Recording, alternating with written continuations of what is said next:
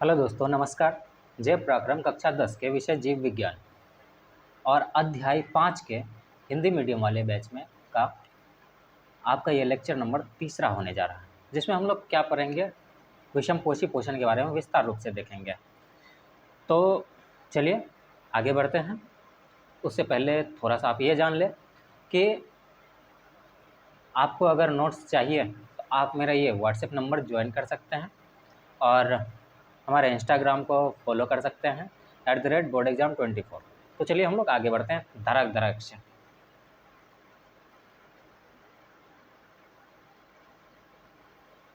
तो प्रकाश संश्लेषण हम लोग पढ़ चुके थे बहुत बढ़िया से। प्रकाश संश्लेषण का से क्या बनता है और कब क्या बनता है, क्या क्या ज़रूरत है, सब चीज़ हम लोग पढ़ चुके थे।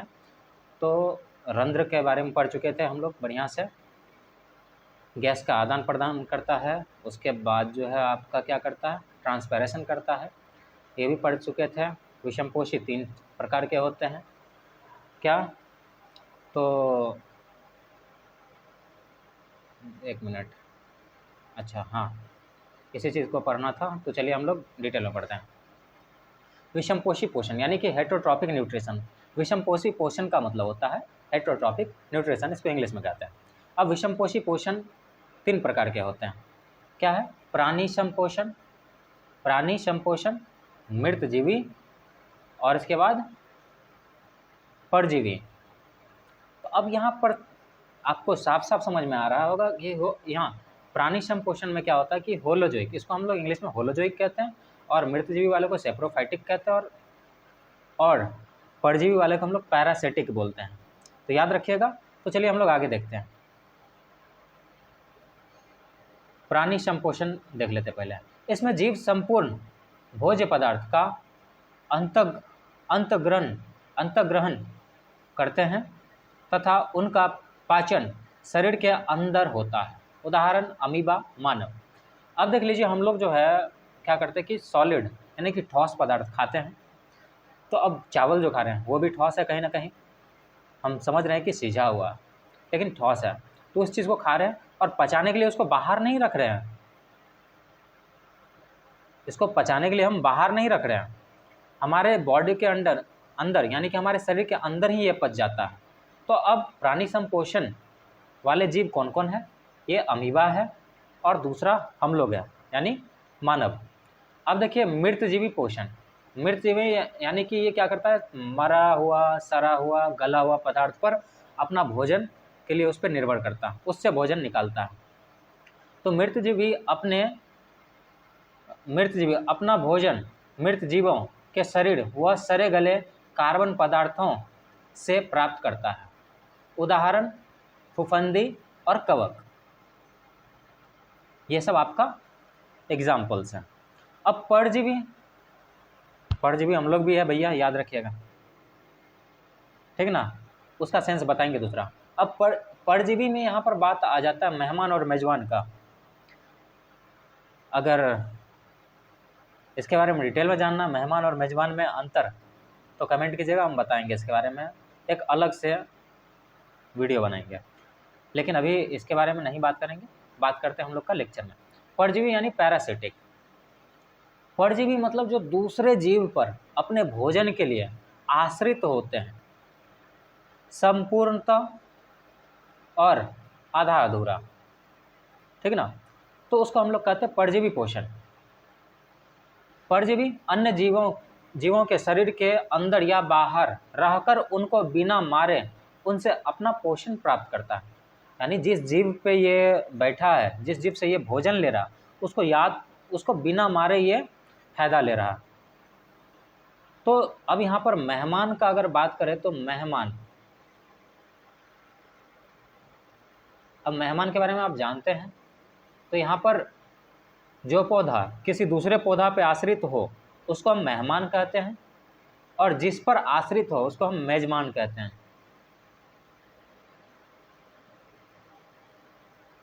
ठीक। चलिए आगे देखते हैं। अब इसमें आपका आ जाता है उदाहरण में अमरबेल की लत्ती, जिसको हम लोग गुजर लत्ती भी कहते हैं, गुरूर लत्ती भी कहते हैं। फिर उसके बाद जूं आ जाता है, और इसके बाद फीता कीट आ जाता है। आया समझ में? तो चलिए हम लोग आगे की ओर बढ़ते हैं धीरे धीरे। अब ये देख लीजिए आपका ऑटोट्रॉफ यानी कि स्वपोषी पोषण वाले, उसमें पौधा आ गया, ये देख लीजिए घास आ गया, पौधा आ गया, बैक्टीरिया आ गया, अलगी आ गया, तो ये सब है। और हेट्रोट्रॉफ में देख लीजिए एक जानवर दूसरे को खाने के लिए दौड़ रहा, ये देख लीजिए ये सब है पूरा का पूरा। ये प्राणी संपोषण वाला है। चलिए आगे देखते हैं।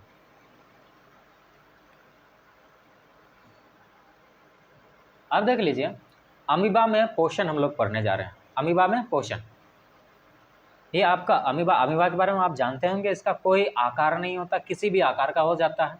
तो ये आपका ये अमीबा है, ये पूरा का पूरा अमीबा है। और ये देख रहे हैं इसमें ये जो बीच में जो बिंदा टाइप का ये आपका केंद्रक है, और यहाँ पर देख लीजिए ये खाद्य पदार्थ है या खाद्य कण है। अब देख लीजिए जैसे अमीबा इस खाद्य कण को देखा, उसके बाद इसमें क्या हुआ कि पदार्थ बनने लगा, या फिर इसको फूड पाद कहते हैं, ये बनने लगा। अगर अंग्रेजी में आप इसके बारे में जानना चाहते हैं तो इसको हम लोग कहते हैं क्या, स्यूडोपोडिया, PSEUDO, स्यूडोपोडिया। अब देखिए स्यूडो का मतलब होता है क्या, फॉल्स। अब फॉल्स मतलब आप सबको पता होगा, गलत, झूठा। और पोडिया का मतलब होता है पैर, गलत पैर बनाता है, और उसके बाद भोजन को पकड़ लेता है।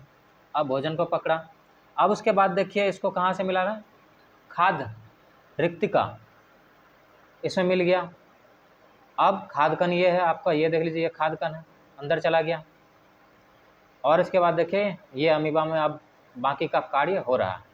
अब देख लीजिए इसको हम लोग ये जो यहाँ प्रोसेस बाय यहाँ पर जो लिखे हैं, इस चीज़ को थोड़ा सा शाब्दिक तौर पे समझ लेते हैं। एक अमीबा है, भोजन को अपने छाब की सहायता से घेर लेता है, देख लीजिए छाब की सहायता से घेर लिया है। खाद्य रिक्तिका, अब खाद्य रिक्तिका में जटिल पदार्थ को विघटन या सरल पदार्थों में किया जाता है। अब खाद्य पदार्थ इसमें जो भी, अब देखिए खाद्य रिक्तिका में क्या हो जाता है कि इसको अंग्रेजी में हम कहते हैं फूड वेहिकल्स। इसमें क्या होता है कि ये आपको भोजन को सरल रूप में ला देता है ताकि पच सके, पचने योग्य बना देता है। और उसके बाद देख लीजिए क्या होता है, बचा हुआ अपच कोशिका की सतह की ओर गति करता है। अब जो चीज़ नहीं पचा वो कोशिका की ओर, कोशिका झिल्ली की तरफ बढ़ेगा, और इसके बाद ये पदार्थ शरीर से बाहर निष्कासित कर दिया जाएगा। तो ऐसा होता है। तो चलिए हम लोग आगे देखते हैं। अब पैरामीशियम की अगर बात करें तो पैरामीशियम कुछ ऐसा दिखता है, एक चप्पल के आकार का दिखता है, फिर भी हम बना दे रहे हैं। कुछ ऐसा दिखता है, इसके ऊपर पूरा ऐसे ऐसे होता है। इसका आहार नाली है इधर। अब देख लीजिए ये है आपका पैरामीशियम।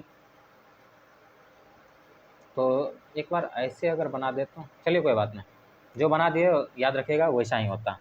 अब देख लीजिए एक पैरामीशियम क्या करता है, छाब की मदद से कोशिका की पूरी सतह को ढके रहता है।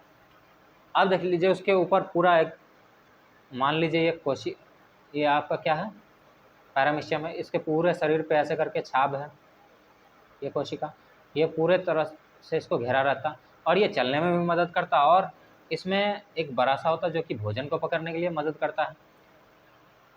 आया समझ में? कोशिका की पूरी सतह को ढके रहता, तो वो बताते क्या ढके रहता है, ये पैरामीशियम है। अब देखिए पैरामीशियम में छाब होता, अब ये क्या करता, भोजन एक विशिष्ट स्थान से ही ग्रहण किया जाता है। तो वो बता दिए थे उसमें भोजन कहाँ से ग्रहण किया जा रहा था। देख लीजिए मान लेते ये पैरामीशियम है, तो ये आहार नाली, यहाँ से भोजन ग्रहण किया जाता है। और ये जो छाप सब ये इसको चलने के लिए मदद करता है और भोजन को पकड़ने के लिए भी मदद करता है। आया?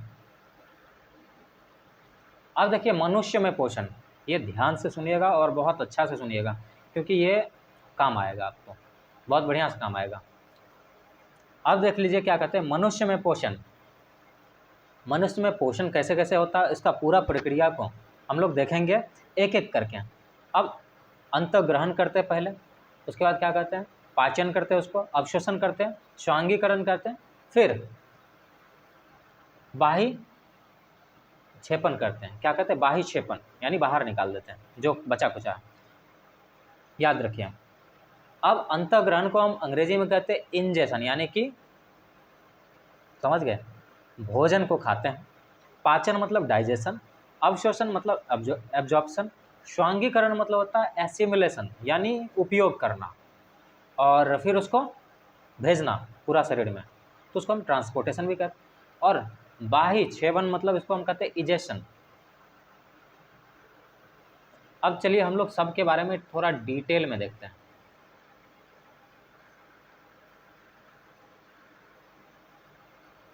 अब आहार नाल यानी एलिमेंट्री कैनाल मूल रूप से मुंह से गुदा तक यानी एनस तक विस्तृत एक लंबी नली है। अगर यहाँ से लेकर के पूरा अगर एनस तक देखें तो कितना, लगभग 9 मीटर का होता है। कितना मीटर का होता है, लगभग 9 मीटर लंबा होता। आहार नाल का अगर लंबाई देखें यहाँ से मतलब मुंह से नीचे तक एनएस तक तो कितना होता, यानी गुदा तक तो कितना होता है, लगभग 9 मीटर का। अब देखिए आहार नाल मुंह से शुरू होता है और पेट तक जाता है। अब आहार नाल मुंह से पेट तक जो जाता उसकी लंबाई मात्र 25 सेंटीमीटर है, यानी कि 10 इंच होता है। और इसकी चौड़ाई की अगर बात करें लगभग 1.5 इंच यानी 2 सेंटीमीटर होता है। अब चलिए हम लोग का मुंह में भोजन का कितना पाचन होता है उसके बारे में हम लोग देख लेते हैं। अब मुंह है, मुंह में भोजन लिया, भोजन का अंतग्रहण किया, उसके बाद देखिए क्या होता है, दांत है हम लोग का मुंह में, वो क्या करता, भोजन को चबाता है, यानी भोजन को पीस देता। अब जीवा क्या करता, भोजन को लार के साथ पूरी तरह मिलाता, यानी भोजन में पूरी तरह अगर लार मिल जाए तो भोजन क्या हो जाता है, आपका सॉफ्ट हो जाता। अब लार ग्रंथि क्या करता, लार ग्रंथि से निकलने वाले रस को हम लार रस कहते हैं या फिर लार कहते हैं। आया समझ में। अब स्टार्च लार